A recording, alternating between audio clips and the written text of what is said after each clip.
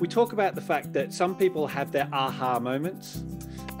You said that then that can be lots of other people will start to break it down, but we can do that ourselves as well. We have our aha moments, a eureka moment, very quickly followed by what I call the ah yeah but moments. Ah yeah, but I haven't got the time, I haven't got the money, I don't know the right people. Whereas there will be other people who put that aside and go, okay, so the things that I need to change, time, money, people that I know, and they'll look at that as an opportunity, not as a obstacle or an obstacle to overcome. There's again, one of my books, I talk about the kind of the fear of failure and things like that, right? And one of the big buts is the fact that, what if it doesn't work? What if I fail on it, right?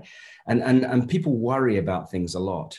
And worry is just a completely useless emotion in a way, because there's no value in worry, right? It doesn't change anything. So I have this kind of principle that I sort of try and instill in the kids. Is like when something is not right for you, right, then the option of doing nothing and leaving it making you unhappy is not an option. So you either have to apply the love it, leave it, or change it mode, right? So if you can change it, then do so. If you can't change it, you're either going to have to walk away so that it's not an issue for you anymore, or you have to learn to actually love what it is today, right? And so there's your options.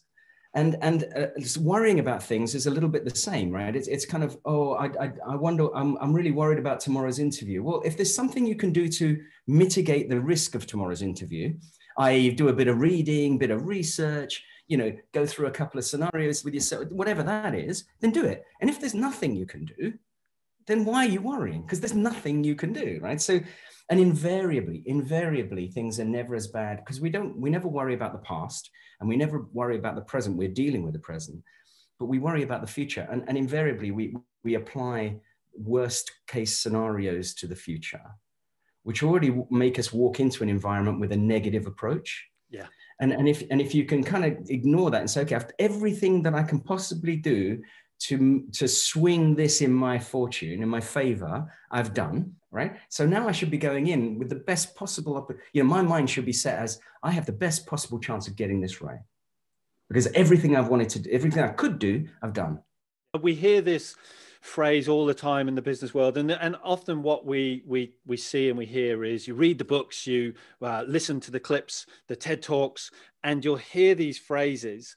And they're great, but if all we do is leave them as sound bites, they just become. But one of the things is control the controllables. We hear this all the time. What can you control?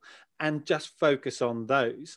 But what you described there is taking a next level of going, just position yourself as, what can I do to put myself in the best possible readiness, but also mindset to impact this, because you've got no control of the outcome.